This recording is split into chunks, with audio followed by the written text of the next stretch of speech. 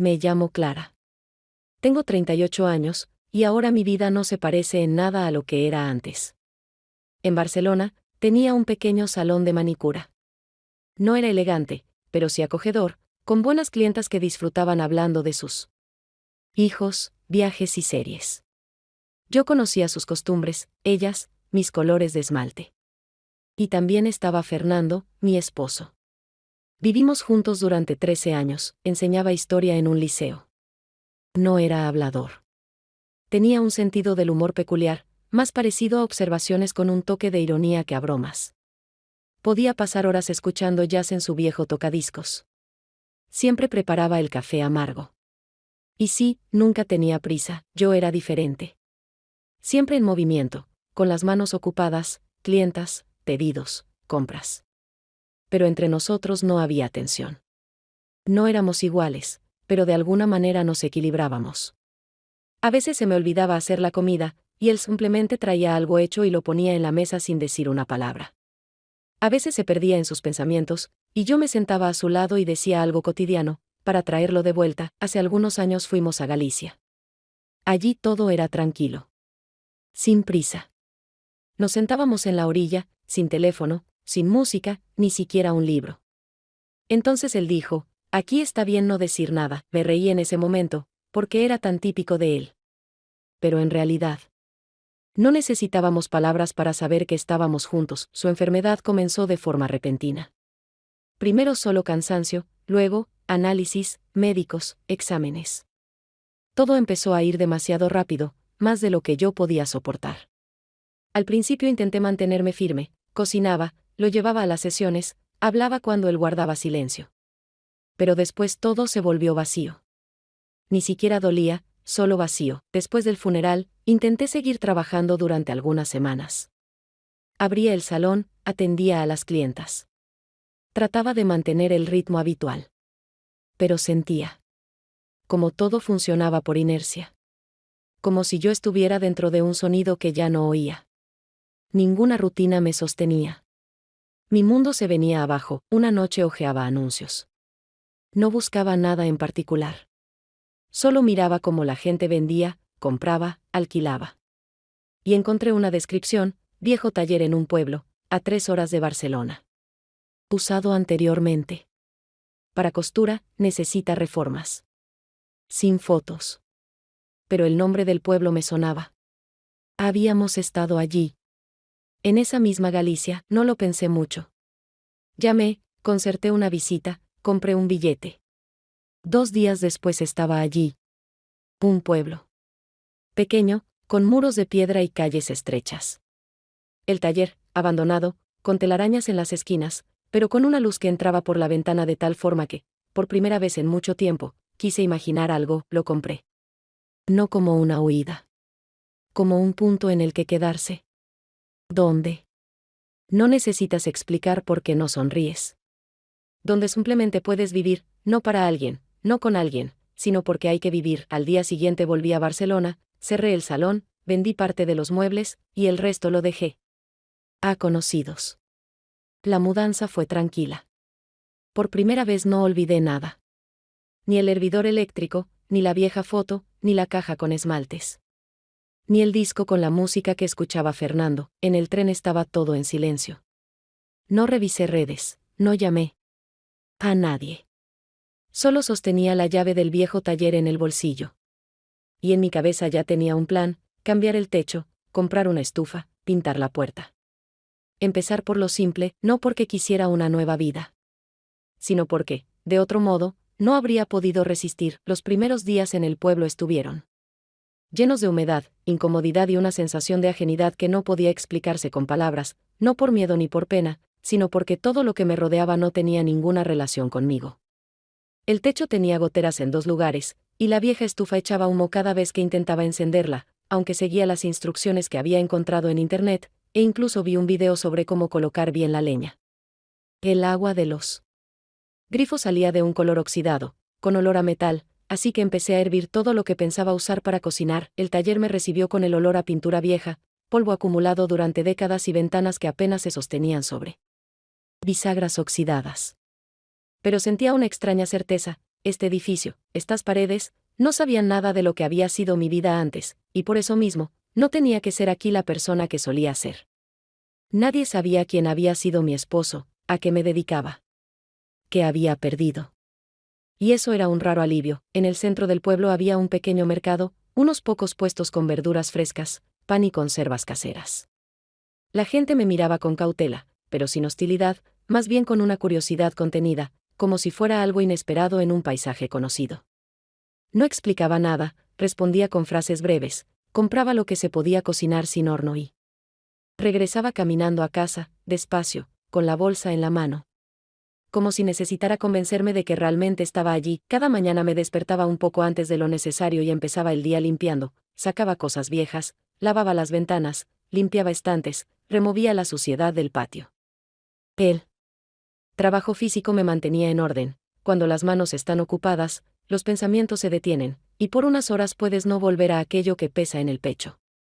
No pensaba reformar todo de inmediato, solo arreglaba lo que podía hacer por mi cuenta, sin ayuda. Al día siguiente, mientras barría frente a la entrada, un viejo furgón se detuvo frente al portón. Un hombre de unos 60 años, con el pelo canoso y manos que parecían raíces de un árbol viejo, bajó sin mirar atrás, abrió el maletero y comenzó a descargar leña.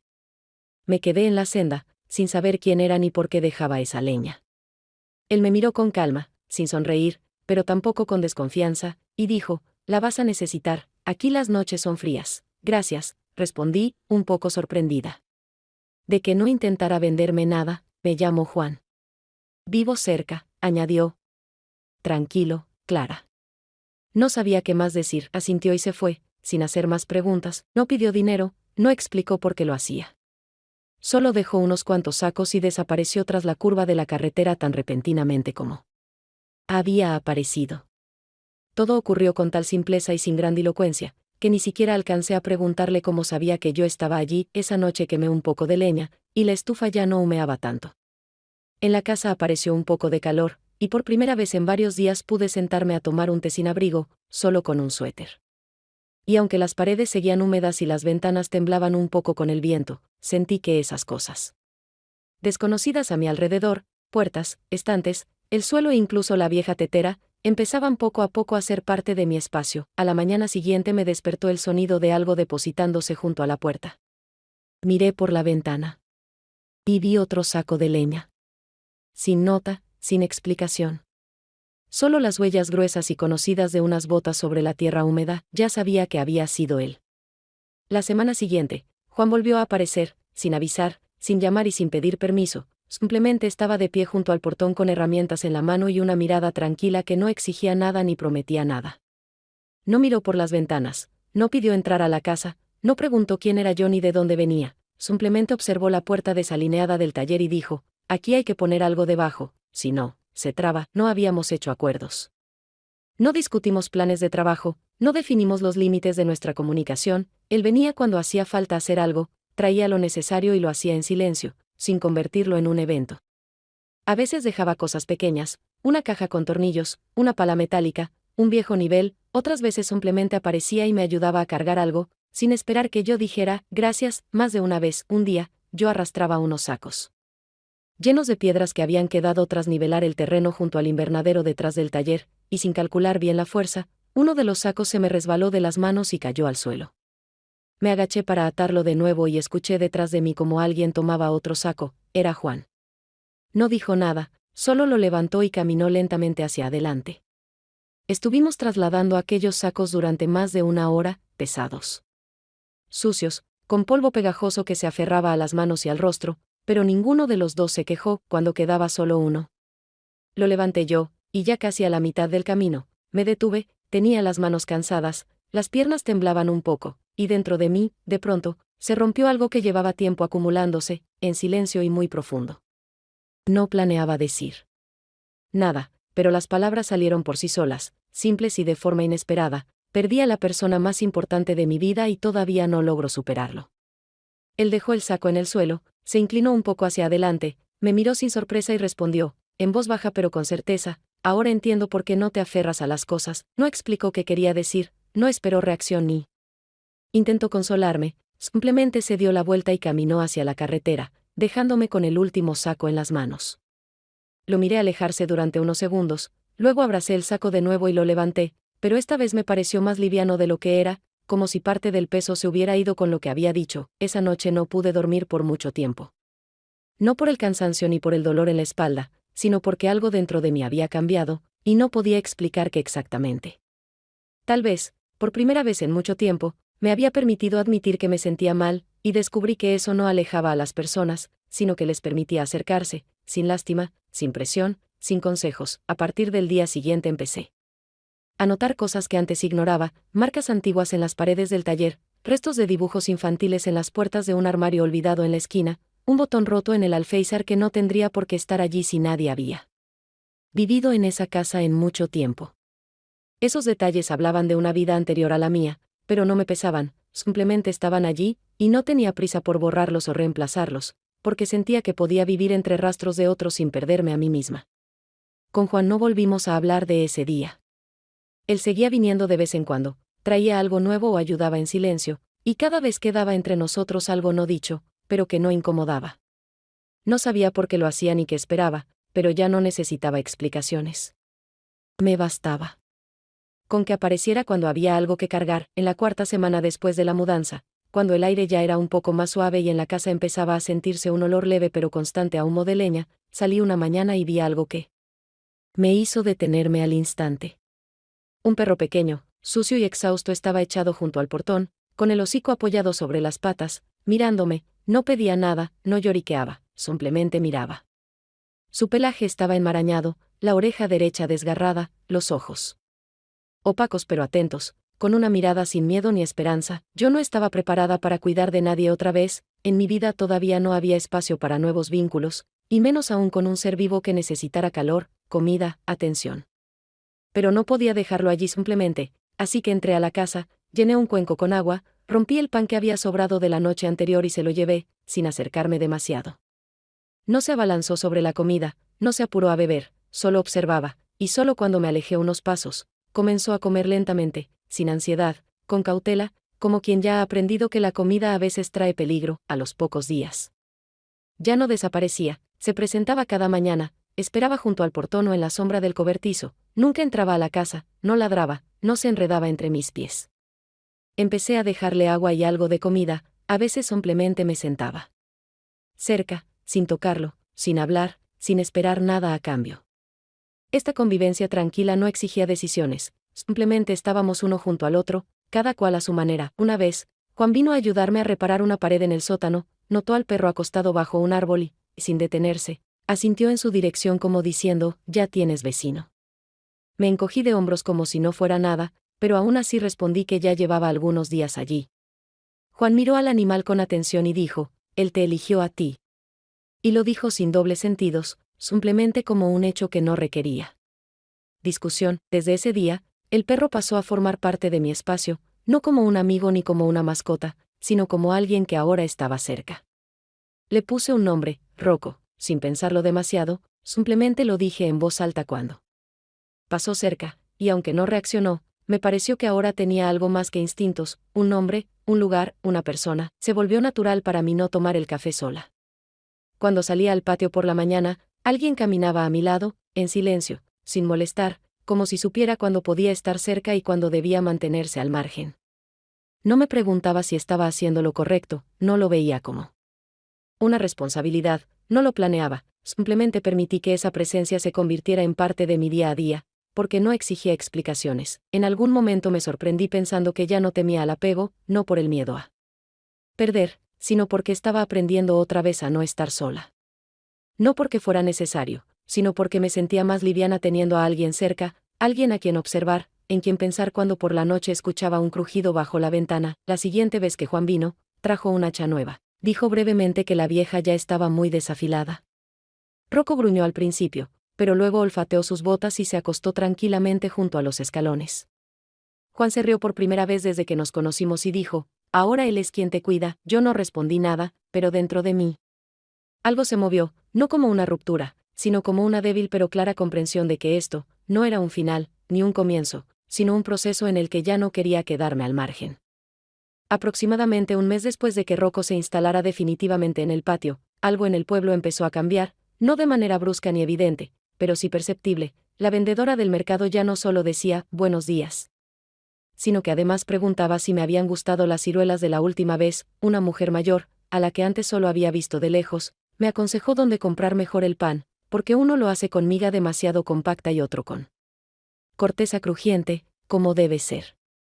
La gente no se hacía más cercana, no trataba de meterse en mi vida, pero poco a poco dejaban de mirarme como algo extraño o pasajero. Algunos comenzaron a preguntar si pensaba abrir un salón, porque en el pueblo no había ninguno, y viajar a la ciudad era incómodo, y de todos modos había que arreglarse las manos, para bodas, fiestas, o simplemente por ánimo.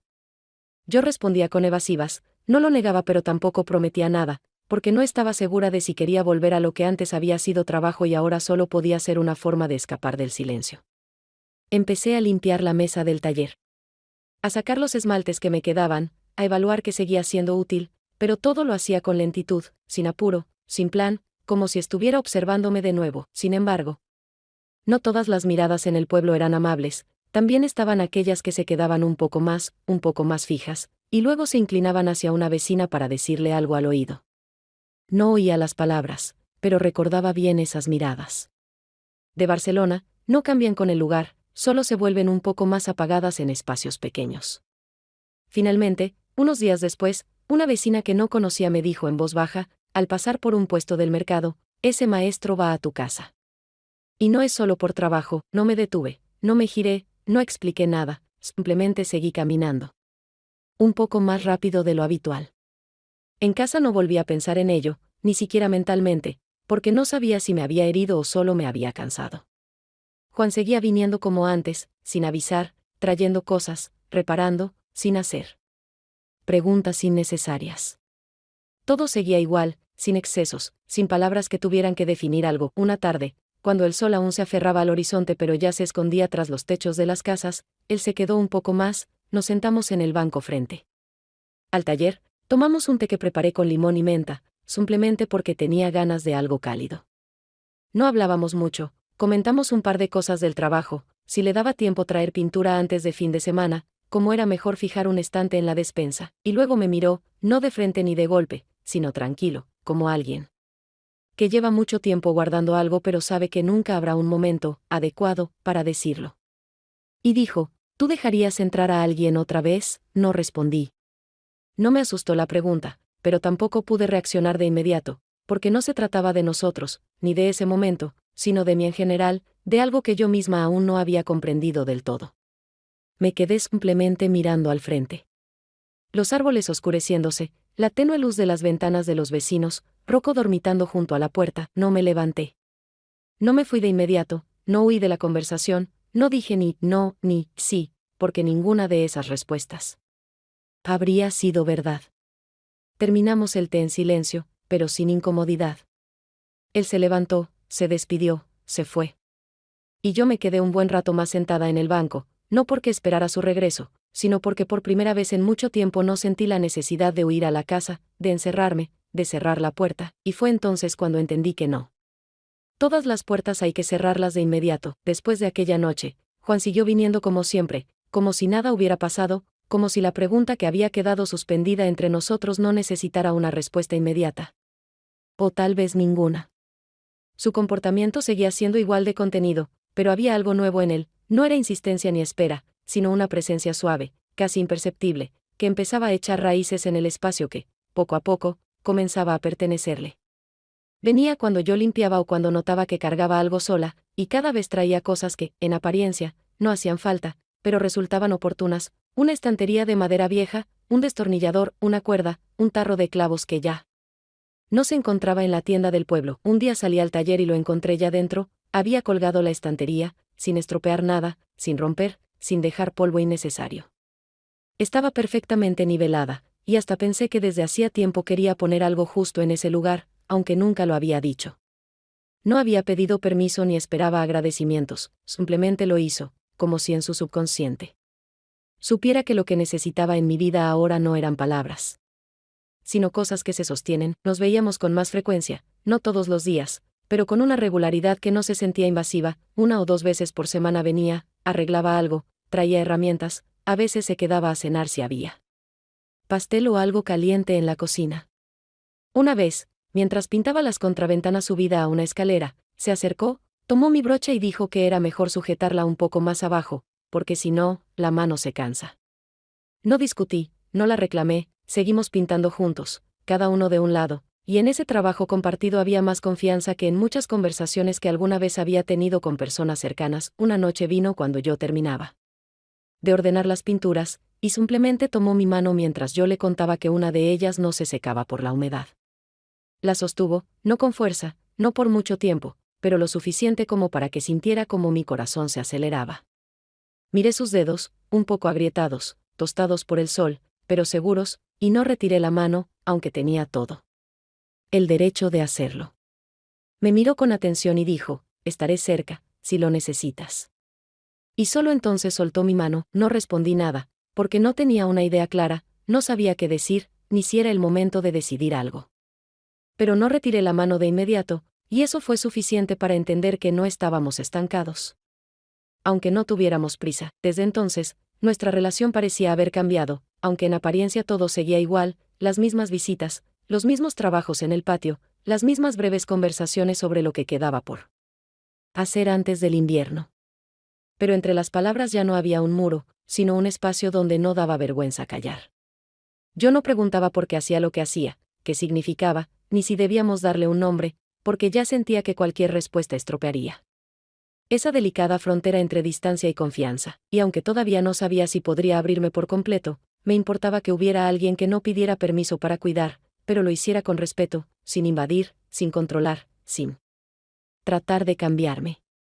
No era un gran gesto, sino una serie de acciones pequeñas, casi invisibles, que se acumulaban en una sensación, ya no estoy sola, pero tampoco tengo que pagar por ello con mi libertad interior.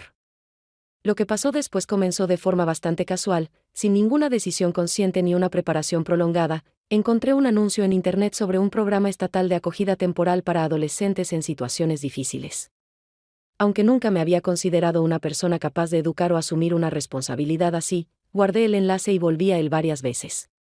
No pensaba que me atrevería, no tenía argumentos sólidos a favor, pero algo en la idea de ofrecer a alguien un techo, un espacio y un tipo de apoyo que yo misma había aprendido a aceptar, no me dejaba en paz durante días. Una noche, llené el formulario, sin plan, sin buscar aprobación, sin imponerme condiciones, simplemente como un paso que podía dar, sabiendo que aún tenía derecho a cambiar de opinión.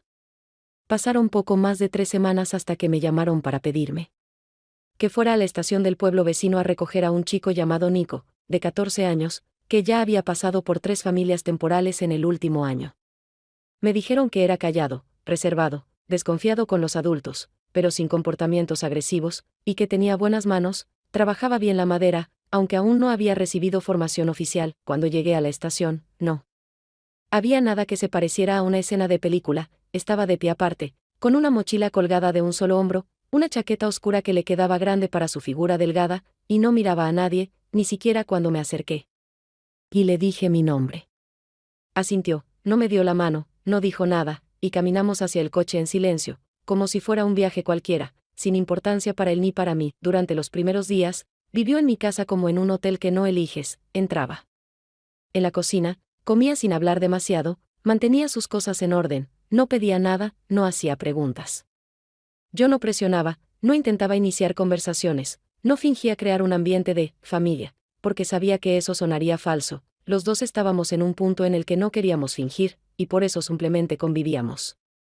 Sin promesas ni esfuerzos excesivos. Al cuarto día, yo trabajaba junto al invernadero, tratando de reforzar una de las paredes, y tenía el martillo en la mano, intentando fijar una tabla que no dejaba de moverse. Murmuraba algo para mí misma. Frustrada porque el clavo se había vuelto a doblar, cuando sentí que alguien se detenía cerca, me giré y vi a Nico, que miraba mis manos en silencio.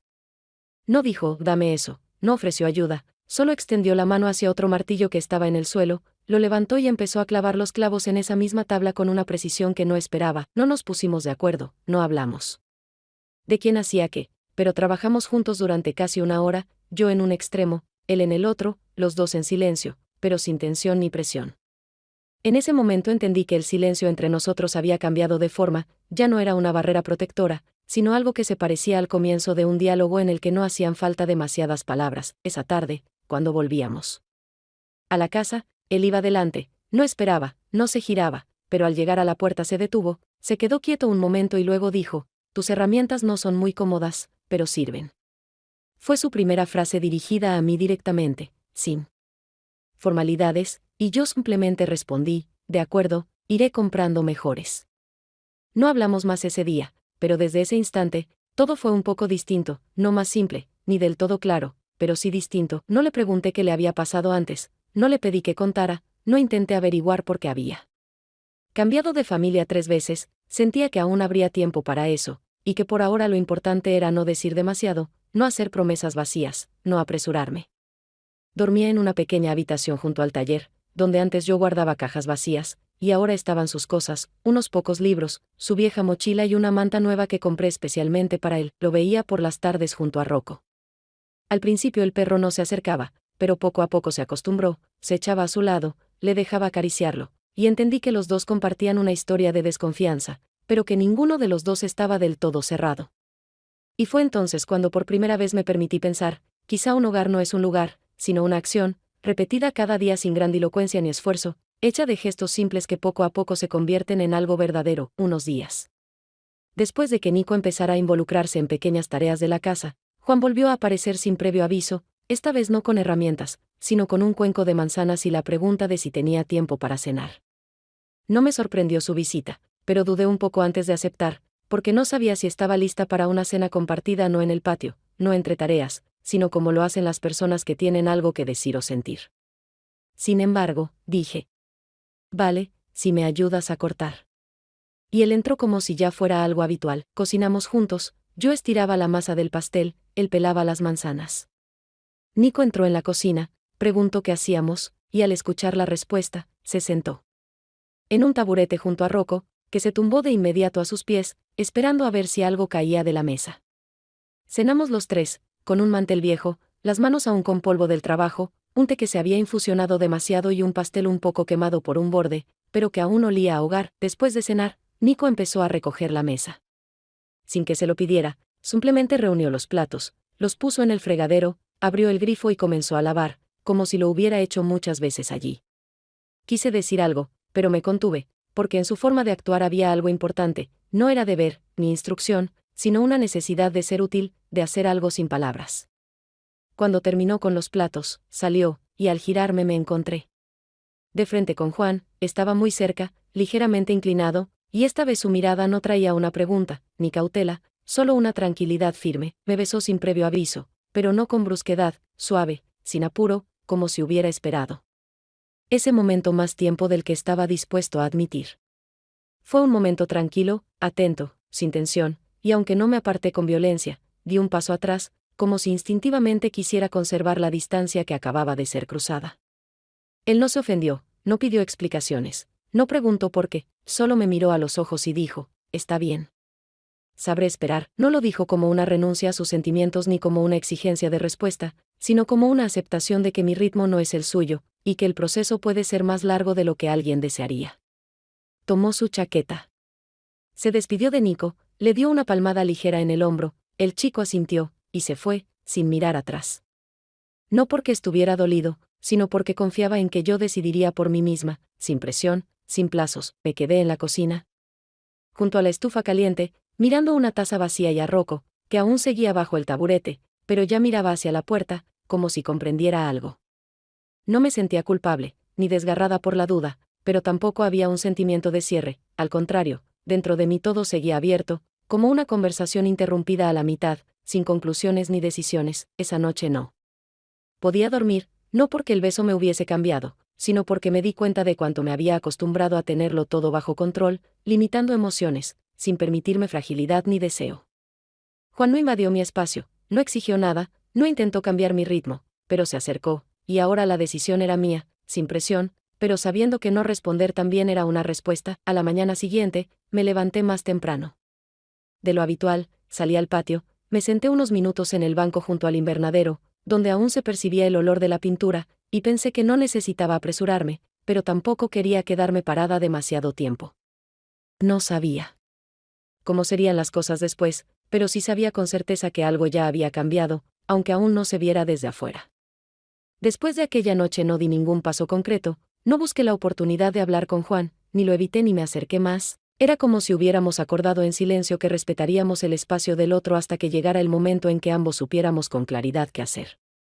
Sin embargo, al mismo tiempo apareció ante mí una responsabilidad completamente distinta, una que no dependía de sentimientos ni de gestos implícitos, sino de decisiones claras, acciones y firmas. Se trataba de la tutela legal de Nico, que al principio había percibido como un arreglo temporal, pero que, con cada día que pasaba, me dejaba más claro que las circunstancias estaban cambiando. Y que debía preguntarme si estaba dispuesta a quedarme en su vida no solo como una adulta presente, sino como una figura estable y comprometida. El procedimiento parecía técnico: formularios, certificados médicos, entrevistas con los servicios sociales, recomendaciones, evaluación de condiciones de vivienda, pero en el fondo no se trataba de eso, sino de si realmente entendía lo que significaba ser un punto de apoyo para un chico que había perdido la confianza, que había cambiado de familia varias veces y que se había acostumbrado a que cada temporal durara más de lo prometido, pero terminara bruscamente. Trataba de no idealizar la situación ni de crear ilusiones, sobre todo para mí, porque hacerse cargo de otra persona, y más aún de un adolescente, no se trata de buenas intenciones, sino de constancia en los actos. El día que me llamaron para firmar el paquete final de documentos, me mostré tranquila, actué con seguridad e incluso sonreí cuando fue necesario aclarar algo, pero en el momento en que tomé el bolígrafo y me incliné sobre los papeles, los dedos me temblaban ligeramente, no por duda, sino porque aquello ya no era simplemente el deseo de ayudar por un tiempo, sino una entrada consciente a un nuevo rol, en el que ya no habría marcha atrás, ni distancia ni neutralidad. En esa firma había de todo: mi compromiso de no irme cuando las cosas se pusieran difíciles, la disposición a compartir su desconfianza, y tal vez, darle un nuevo sentido a lo que significa ser de alguien. Cuando volví a casa, todavía no me había quitado el abrigo cuando lo vi. Nico estaba sentado en el porche, con Rocco a su lado, el perro con la cabeza apoyada sobre su zapatilla, y el chico mirando al frente, como solía hacer cuando tenía algo dándole vueltas en la cabeza, pero aún no sabía si quería decirlo. Me senté a su lado, sin preguntar nada, dándole espacio para iniciar la conversación si lo deseaba, sin presión. Después de unos minutos de silencio, habló, sin mirarme, con una voz tranquila pero muy seria: no pensé que alguien aceptaría quedarse conmigo. Ya me acostumbré a que los primeros días son buenos, y después desaparecen. Pero aquí, no sé cómo tiene que ser lo correcto, pero me gusta que estés. Es bueno tener a alguien que no espera que yo sea distinto. No supe cómo reaccionar de forma correcta, no me había preparado para eso, no tenía palabras sabias ni exactas, así que solo dije: no sé cómo será todo, pero tienes derecho a ser tú. Y yo ya no me voy a ir. Nos quedamos allí un rato más, sin hablar de nada más. Rocco se giró hacia nosotros, se estiró y se acomodó más cerca, poniendo su pata sobre mi pierna. Esa noche, ya sola en la cocina, por primera vez en mucho tiempo sentí que no solo me estaba sosteniendo, que no solo era fuerte y capaz de actuar, sino que estaba de pie sobre algo firme, no sobre rutina o costumbre, sino sobre una base clara. No era paz en el sentido tradicional, porque seguía sintiendo ansiedad, por el futuro, por los desafíos, por los momentos inesperados que llegarán, pero era de otro tipo. Ya no era una cuestión de supervivencia. Era una cuestión de elección. Caminé por la cocina durante un rato, guardé los documentos en una carpeta, revisé las ventanas, acaricié a Rocco, que había entrado y se acostó bajo la pared, en su sitio habitual. Y por primera vez en muchos años no volví con el pensamiento a lo que fue antes. No me aferré al pasado como único punto de apoyo. Porque, al parecer, de verdad había comenzado a construir algo, despacio, pero con la intención de quedarme. Después de formalizar la tutela, los días comenzaron a tomar otro ritmo, no porque algo cambiara por fuera, sino porque la conciencia misma de la responsabilidad empezó a influir en los detalles, en el tono de las conversaciones, en el orden de las acciones, en la rutina, que ahora incluía nuevas tareas. Había viajes regulares a la escuela, comunicación con el coordinador del programa, conversaciones con profesores que querían saber quién estaba ahora junto a Nico. Pero no dejé que esos deberes ocuparan todo mi espacio. El taller seguía abierto, las herramientas no se llenaban de polvo, y Rocco seguía esperándome cada mañana, como si en su mundo nada cambiara mientras haya alguien que llene cada hora con acciones simples. Cuando desapareció, no actuó como si esperara una respuesta, no intentó presionarme para retomar lo que quedó flotando en la cocina aquella noche. Simplemente seguía apareciendo, a veces con un destornillador, otras con una lámpara, otras con unas tablas o una silla vieja que se podía reparar y dejar en el porche. Trabajábamos juntos sin hablar de más, sin volver al beso, sin revisar si algo había cambiado. Y fue precisamente en esa presencia contenida, tranquila, donde comencé a sentir que ya no necesitaba protegerme. Un día trajo una silla rota que había encontrado en el desván de su padre, y dijo que sería una pena tirarla, porque era de madera maciza, y esas cosas aún tienen carácter si se les da un poco de vida. La desarmamos juntos, yo sujetaba el respaldo, él ajustaba los tornillos, y en un momento su mano rozó la mía, no intencionadamente, no como gesto, simplemente. Porque ambos estábamos concentrados y no calculamos bien el movimiento. No aparté la mano, no desvié la atención, no reaccioné de forma visible, porque en ese roce no había nada de más. Más tarde, cuando la silla ya estaba armada y colocada en el taller, se sentó en ella, me miró sin esperar nada, con esa expresión serena que se le había hecho habitual, y dijo: no quiero molestarte. Solo quiero estar donde tú estás. Si eso tiene sentido, claro, su voz no tenía solemnidad ni emoción exagerada, hablaba como alguien que había pensado durante mucho tiempo en algo sencillo pero importante, y que finalmente se permitía decirlo, no para obtener respuesta, sino para que quedara dicho. No me apuré a contestar, no empecé a analizar, solo lo miré, respiré profundo, como si necesitara dejar espacio para la calma, y dije: está bien. Pero sin prisas, él asintió, como quien entiende las reglas del juego, aunque no sepa cuánto durará. Nos quedamos un rato así, sin planear nada, sin promesas ni evasivas, y en esa pausa no hubo incomodidad. Entendí que esa era, en este momento, la forma correcta de cercanía para mí, cuando no se pide perdón por el silencio, no se da cuenta de cada paso, y sobre todo, no hace falta convencerse de que es seguro, porque ya se ha vuelto algo natural. Nico, mientras tanto, ya no nos observaba con cautela, su mirada había cambiado, veía que yo no desaparecía, que nada se derrumbaba, que era posible vivir junto a otro sin dejar de ser uno mismo, sin perder la independencia. Una tarde limpió el taller por iniciativa propia, sin preguntar si hacía falta, simplemente lo hizo entre la tarea y la cena. Cuando le pregunté por qué, respondió: porque vivo aquí. Y quiero que esté limpio. Todo parecía haber encontrado su lugar, pero sin ese sentimiento de que la historia llegaba a su fin. Al contrario, aún no había comenzado de verdad, solo que ahora había personas en ella que ya no temían quedarse. Pasaron varios meses desde que me convertí oficialmente en tutora de Nico, y los días ya no tenían esa forma amorfa que tenían al principio. En cada día había estructura, aunque no rígida, pero sí ordenada, con limpiezas por la mañana, viajes al mercado, clases de Nico, trabajo en el invernadero, cenas compartidas y conversaciones lentas. El taller dejó de ser solo un espacio físico, volvió a llenarse con el olor del esmalte, de pintura fresca, del silencio tibio de las lámparas encendidas y de las personas que no tienen prisa, pero saben por qué están ahí. Empecé por lo pequeño, preparé algunas nuevas paletas de colores, compré herramientas de buena calidad, limpié las mesas, puse un aviso en el tablón del almacén del pueblo, y las clientas empezaron a llegar casi de inmediato. No tanto por necesidad como por curiosidad, querían saber quién era yo ahora, qué hacía, cómo había cambiado mi rostro, el que antes estaba cerrado. Ya no fingía roles, no creaba una imagen, no pretendía ser fuerte, simplemente trabajaba. Escuchaba, pintaba uñas, limpiaba la mesa, respondía preguntas y reía solo cuando realmente algo me hacía gracia. No por cortesía. Juan venía con regularidad, no todos los días, sin horario fijo, pero con esa certeza de que la puerta estaba abierta para él siempre. No porque fuera de los míos, sino porque entre nosotros ya no había malentendidos. Ayudaba en el invernadero, construía una nueva estantería donde guardábamos las herramientas, traía café en un termo cuando sabía que yo empezaba temprano. No teníamos prisa, no hablábamos de estatus, no nos poníamos etiquetas, simplemente compartíamos espacio y tiempo, y eso resultaba suficiente para sentir que estábamos juntos. Nico, mientras tanto, comenzó un curso de carpintería, cerca, en el pueblo vecino, 3 veces por semana.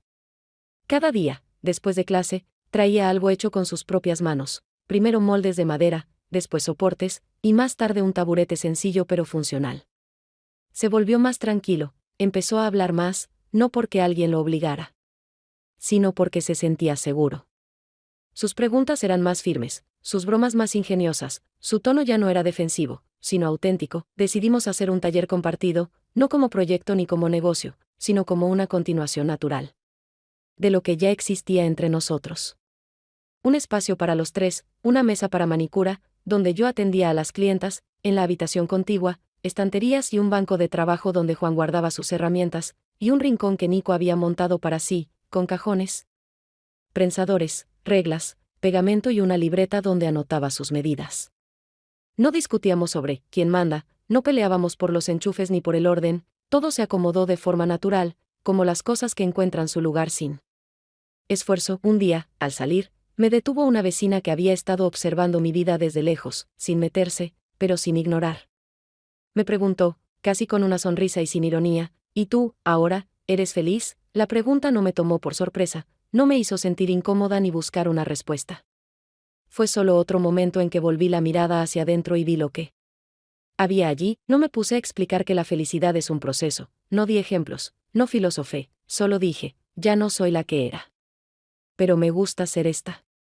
Y esas palabras no sonaron como defensa ni como concesión, sino como una definición precisa de mi estado, no perfecto, no acabado, pero honesto. A veces, los sábados, iba al cementerio, sin flores, sin largos monólogos.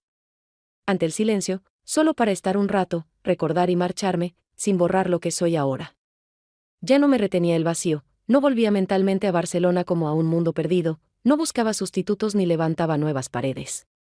Simplemente vivía en el ritmo de las personas que se volvieron mías no por la sangre, sino por los actos cotidianos, el trabajo compartido, las decisiones prácticas, las frases sencillas, los silencios a tiempo. Y en eso había más verdad que en cualquier plan de vida.